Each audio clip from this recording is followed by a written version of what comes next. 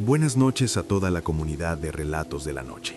Un saludo especial para Uriel y para cada persona que hace posible este proyecto que, sin exagerar, se ha convertido en una compañía constante para muchos de nosotros cuando cae la oscuridad. Mi nombre es Segundo Sarangue y actualmente vivo en un pequeño pueblo llamado La Prida, en la provincia de Buenos Aires, Argentina. Para quienes no lo conocen, La Prida es uno de esos lugares que parecen haberse quedado detenidos en el tiempo. Un pueblo tranquilo, rodeado de campo, donde todavía es normal ver bicicletas apoyadas contra las paredes sin candado y puertas abiertas incluso entrada la noche. Aquí, la gente no vive con miedo a que le roben, porque simplemente no pasa. Las preocupaciones son otras, más antiguas, más profundas. En este pueblo viven algunos de mis familiares, entre ellos mis abuelos, que residen en una casa de campo a las afueras. Esa fue una de las principales razones por las que decidí mudarme. La otra fue el trabajo. La Prida es tierra de campo, de esfuerzo rural, y ofrece oportunidades que ya no existen en la ciudad. Como podrán imaginar, la mayoría de las personas que viven aquí son ancianos, y como suele ocurrir en los pueblos chicos, todos tienen alguna historia para contar. Relatos de apariciones, de luces extrañas en el campo, de seres que no pertenecen del todo a este mundo, o de brujas que todavía caminan entre nosotros.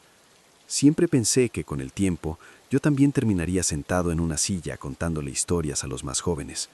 Nunca imaginé que eso llegaría tan pronto. Mi historia comenzó la misma semana en que me mudé.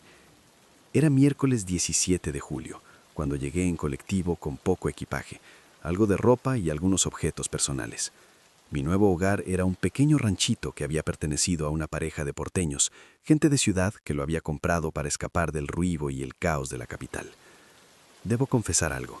Llevo escuchando relatos de la noche desde hace más de 3 años y no pude evitar recordar varias historias donde los antiguos dueños de una casa resultaban ser personas peculiares, hechiceros, sectarios, gente metida en cosas que es mejor no remover. Eso me generó cierta inquietud, un cosquilleo incómodo en el pecho. Pero esa sensación desapareció rápido, tal vez por la emoción de cumplir un sueño, o tal vez porque algo no quería que dudara. Después de acomodar mis cosas, limpiar un poco y dejar el lugar habitable, decidí ir al pueblo a comprar comida. El almacén quedaba sobre la avenida principal, cerca de la plaza, por suerte no muy lejos de mi casa. Ahí conocí a Nora. La señora Nora, o Norita, como empecé a llamarla, tendría unos 70 años, de esas abuelitas que siempre sonríen, que te hablan con cariño y que parecen conocer absolutamente todo lo que pasa en el pueblo, incluso lo que no debería saberse. En pocos días nos hicimos amigos.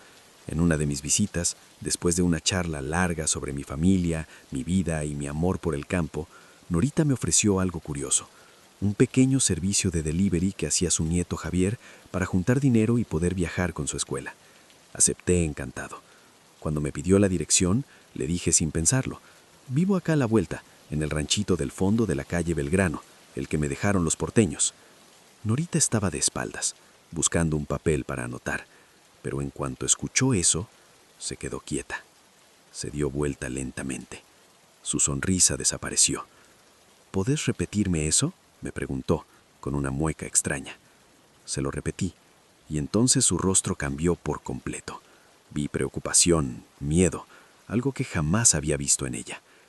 Ahí vivían los Peña, ¿no?, murmuró. Asentí. No me dejó terminar. Esa casa no fue siempre de ellos, ni siquiera la mandaron a hacer.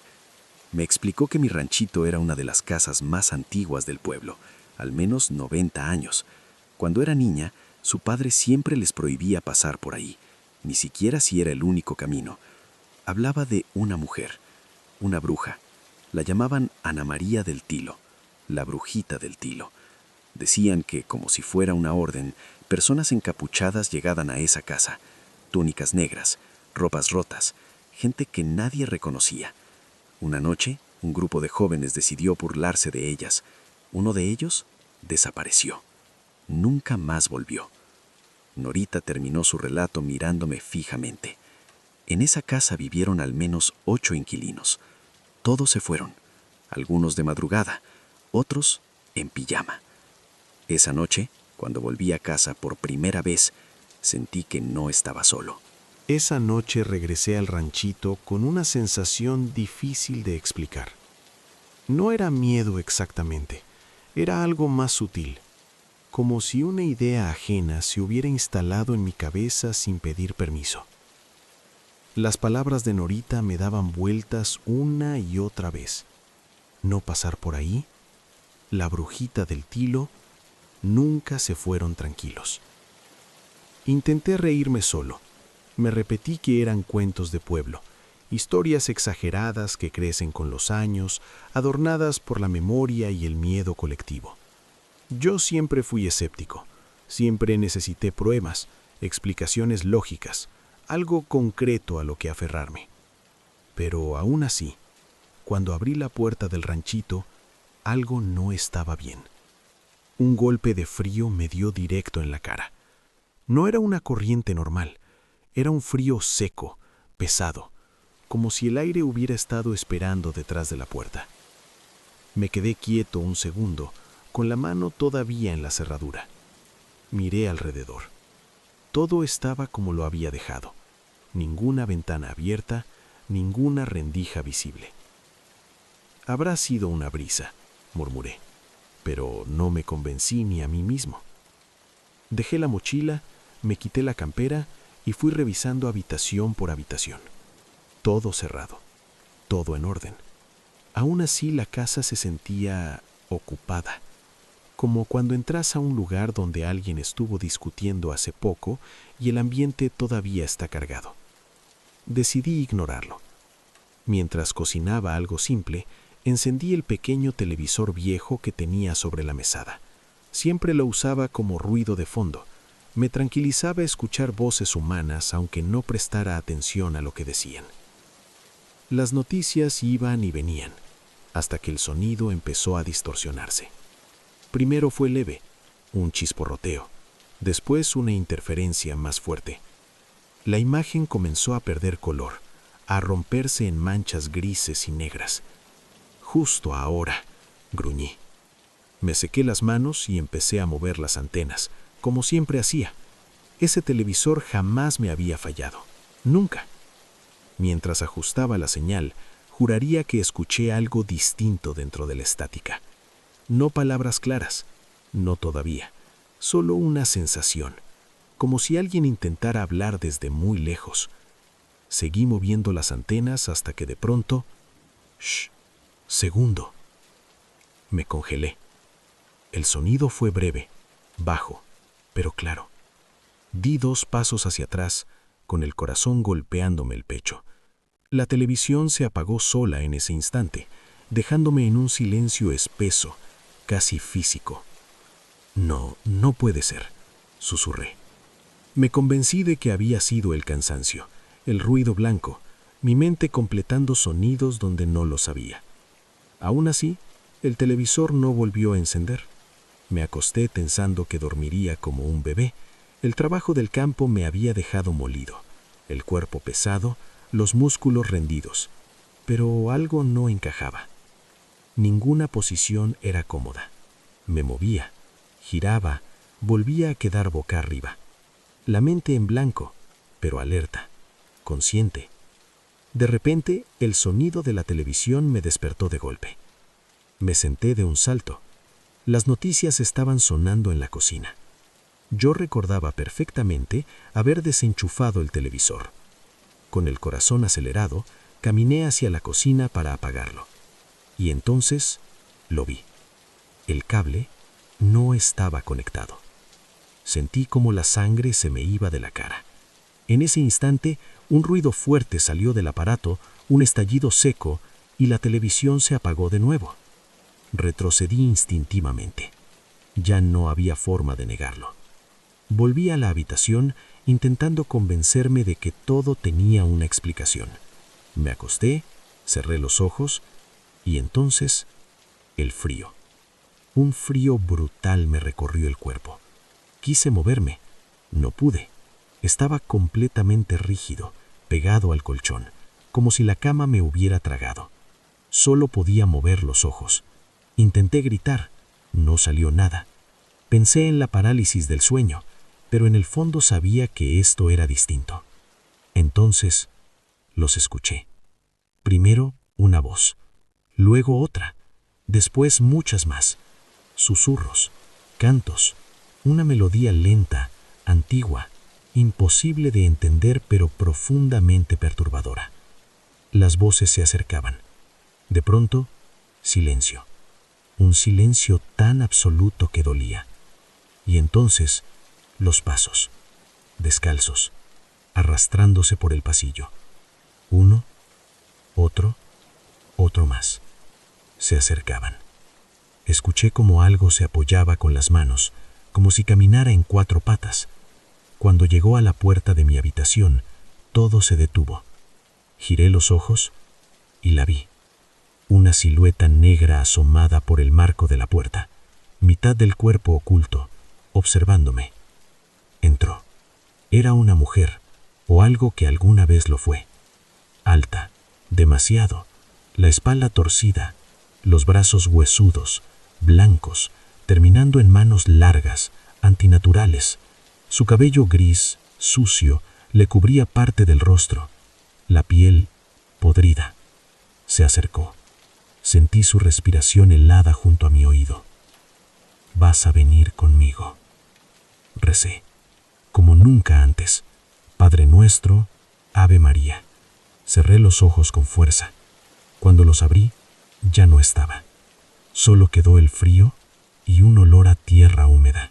Cuando abrí los ojos y comprobé que aquella cosa ya no estaba en la habitación, no sentí alivio inmediato. Sentí vacío. Un silencio espeso se había instalado en la casa, tan absoluto que podía escuchar mis propios latidos retumbando dentro del pecho. El aire seguía helado, inmóvil, como si la noche entera estuviera conteniendo la respiración. Intenté moverme otra vez. Esta vez sí pude. El cuerpo me respondió de golpe, como si me hubieran soltado de una atadura invisible. Me incorporé de un tirón, jadeando, empapado en sudor frío. La cama estaba húmeda, el colchón helado, como si alguien hubiera estado ahí durante horas, aplastándome. Me abracé a mí mismo. Entonces lo sentí. Ese olor. Tierra húmeda, tierra removida, tierra de cementerio. Me ardían las fosas nasales como si hubiera respirado algo que no debía. Miré alrededor con desesperación, esperando verla otra vez, esperando encontrar esa figura retorcida observándome desde algún rincón oscuro. Pero no había nada, nada visible. Me levanté temblando y caminé hasta la sala. Cada paso resonaba demasiado fuerte, como si el piso amplificara mis movimientos para anunciarlos. No encendí ninguna luz, no quería. Sentía que si lo hacía, algo iba a responder. Tomé un crucifijo que tenía guardado desde hacía años. Nunca fui especialmente religioso, pero en ese momento no me importaba. Me senté en el sillón, abrazando esa cruz como si fuera lo único sólido en un mundo que acababa de volverse completamente irreal. Cerré los ojos. Intenté dormir. No pude. Cada crujido, cada sonido del viento contra las paredes me hacía saltar. La casa ya no era una casa, era un organismo, algo vivo, algo que respiraba lentamente, esperando. El tiempo pasó, o eso creo, porque cuando el cielo empezó a aclararse por la ventana, sentí un alivio tan grande que me dieron ganas de llorar. Había sobrevivido la noche, o al menos eso pensé. No fui a trabajar ese día, no tenía fuerzas, el cuerpo me dolía como si hubiera corrido kilómetros y la mente estaba hecha pedazos. A media mañana, escuché que alguien golpeaba la puerta. Me sobresalté. Por un segundo pensé que era ella, pero cuando abrí, vi a mi patrón. Estaba parado ahí, con las manos en los bolsillos, mirándome de una forma extraña. No era preocupación lo que había en su rostro, era burla. ¿Dormiste bien?, preguntó, sonriendo apenas. Ese detalle me heló la sangre. Le conté todo, cada cosa, desde el frío, la televisión, la parálisis, la figura. No me interrumpió, no se rió, no me dijo que estaba loco. Cuando terminó, solo dijo: No te preocupes, hoy no trabajes. Nada más, ni una pregunta, ni una duda, como si ya supiera. En cuanto se fue, llamé a mis tíos. Les pedí si podía quedarme con ellos un tiempo. No expliqué mucho, no hizo falta. Aceptaron de inmediato. Empaqué mis cosas como pude. No miré atrás, no revisé nada. Solo quería salir de ahí antes de que anocheciera. Antes de irme, pasé por el almacén. Norita estaba detrás del mostrador. Cuando me vio, no se sorprendió. Me miró con esa misma sonrisa suave, cansada. Pero ahora entendí que no era ternura, era resignación. «¿Cómo te sentís, hijo?», preguntó. No respondí. Ella suspiró y dijo, casi en un susurro: «Antes de comprar una casa, siempre pregunta quién fue el dueño original. No importa qué tan barata sea, no importa qué tan linda te parezca». Sus palabras me cayeron como una sentencia. Me fui sin decir más. Ahora vivo con mis tíos. Duermo, descanso. Puedo cerrar los ojos sin sentir que algo me observa. Voy a vender ese ranchito. No pienso volver. Jamás. No sé qué habita ahí. No sé si es el espíritu de la bruja, si es algo más antiguo, algo que nunca se fue. Pero sé una cosa: esa casa elige, y una vez que te elige, nunca deja de mirarte. A veces, cuando la noche está demasiado silenciosa, todavía huelo tierra húmeda, y entonces recuerdo esa voz: «Vas a venir conmigo», y sé que aunque me haya ido, no todo se quedó atrás. Buenas noches, comunidad. Durante mucho tiempo dudé en compartir esta experiencia, no porque no la recordara con claridad, sino porque durante años intenté explicarla, minimizarla, disfrazarla de algo lógico. Escuché opiniones escépticas, diagnósticos improvisados, teorías tranquilizadoras, y durante un tiempo quise creerlas. Quise convencerme de que aquello no había sido real, pero escuchar sus historias, una tras otra, me hizo entender algo importante. Hay experiencias que no buscan asustarte, buscan marcarte. Y esta fue la que más hondo dejó la huella. Desde que tengo memoria, he tenido encuentros con cosas que no supe nombrar. De niña, mis juguetes cambiaban de lugar. Veía sombras donde no debía haberlas. Hablaba con amigos que solo yo parecía notar. Con el paso de los años, esas experiencias no desaparecieron, evolucionaron. Sentía que alguien se acostaba a mi lado, luces que se encendían solas, puertas que se azotaban desde dentro, incluso cuando estaba completamente sola. Y aunque suene extraño, aprendí a convivir con ello. Nunca me lastimaron, nunca vi nada con claridad. Me repetí que el miedo solo les daría fuerza, así que dejéle tenerlo. Ese fue mi error. Estudié biología en una universidad del estado de Campeche. Las prácticas de campo eran frecuentes y para mí lo mejor de la carrera. Selvas, cenotes, playas, caminatas nocturnas, fogatas y relatos compartidos en la oscuridad. Nunca me pasó nada extraño en esos viajes, hasta octubre de 2019. Nos alojaríamos 3 días y 2 noches, en un poblado cuyo nombre prefiero omitir, no por miedo, sino por respeto. Las personas de ese lugar fueron amables, solidarias, humanas. Lo que ocurrió no fue culpa de ellas. Llegamos cerca del mediodía. Nos dividimos en equipos y ocupamos distintas cabañas. A mi grupo nos asignaron una de madera antigua, de esas que crujen incluso cuando no hay viento. 6 chicas, un solo espacio.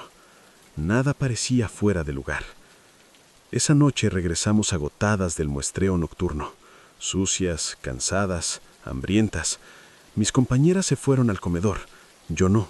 La comida era muy picante y decidí quedarme en la cabaña. Por primera vez, me quedé sola. Me metí a bañar, disfrutando el silencio, hasta que lo escuché. Movimiento en el cuarto. Luego, la puerta y una voz. No fue un llamado normal, fue un susurro, muy cerca. Dijo mi nombre. Cerré la llave del agua de golpe. ¿Qué pasó?, pregunté. Silencio. Pensé que era una broma. Volví a preguntar. Nada. Terminé de bañarme y salí esperando encontrar a alguna de mis compañeras. La cabaña estaba exactamente igual que antes, vacía. Mientras cenaba un sándwich, un frío inexplicable me recorrió el cuerpo. Revisé ventanas, revisé el aire acondicionado. Todo estaba cerrado, apagado. Aún así, el frío no se fue. Preparé mi saco de dormir y elegí el rincón más alejado de la puerta, entre la cama y el baño. Me acosté y caí dormida de inmediato. Pero no duró. Una de mis compañeras me despertó sacudiéndome con el pie. «Oye, ¿estás hirviendo?». Mi respiración era pesada, mi rostro rojo. Sentí náuseas intensas y corrí al baño. Vomité con violencia. Pensamos que era una intoxicación. Volví a acostarme. Y entonces, a las 3 de la madrugada, el frío volvió. No podía moverme. Reconocí la parálisis del sueño. Intenté calmarme, contar, respirar, hasta que escuché mi nombre otra vez, desde la pared del baño, y el dolor llegó. Un dolor brutal en el estómago, como si alguien me apretara por dentro. Grité, vomité, y después, nada. Al día siguiente estaba débil. No podía comer. Cada intento terminaba igual.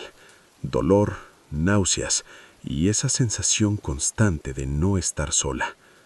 Dormité unos minutos y me vi. Yo misma acostada. Una figura negra junto a la cama. Extremidades largas. Un brazo extendido sobre mi abdomen. No tenía rostro, pero sabía que me estaba mirando. Cerró el puño y desperté gritando. Desperté empapada en sudor, con la garganta ardiendo por el grito que aún resonaba en mis oídos. Varias de mis compañeras estaban alrededor de mi cama. Algunas me hablaban, otras solo me miraban con el rostro pálido, sin saber qué decir. Yo tampoco sabía qué explicar. ¿Cómo decirles que había visto algo parado junto a mí? ¿Cómo poner en palabras la certeza absoluta de que no había sido un sueño? Una de ellas dijo que había hablado dormida.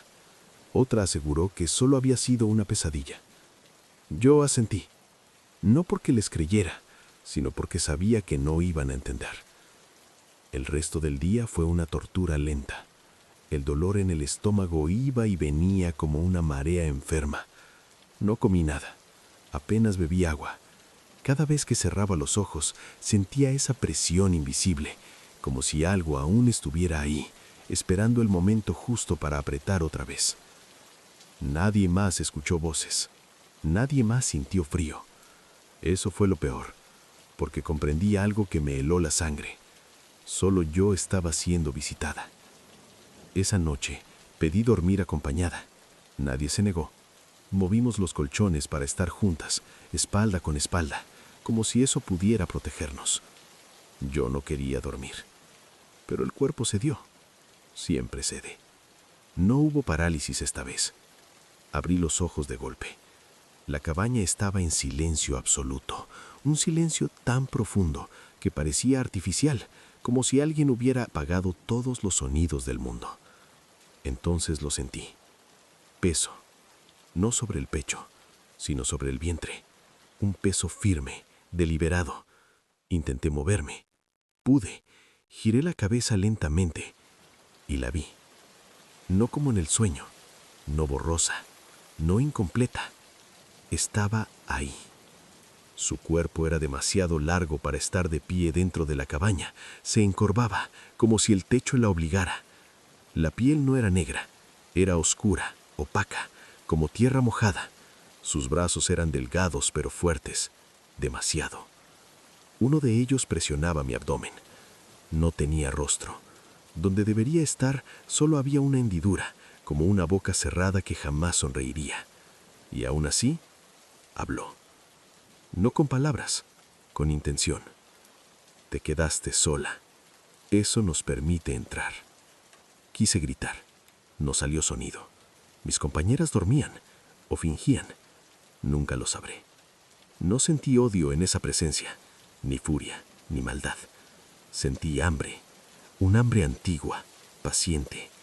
Comprendí que no me quería muerta, me quería vacía. Cuando retiró el brazo, el dolor fue tan intenso que creí perder el conocimiento. La figura retrocedió lentamente, deslizándose hacia la pared y desapareció como si nunca hubiera estado ahí. El silencio volvió, pero ya no era igual. Al amanecer, pedí volver a la ciudad. No discutieron, mi estado era evidente. En el camino, nadie habló del tema. Yo tampoco. Algo dentro de mí sabía que nombrarlo le daría fuerza. Pasaron semanas, luego meses. Los dolores cesaron, las pesadillas también. Volví a mi vida normal. Me convencí de que todo había terminado.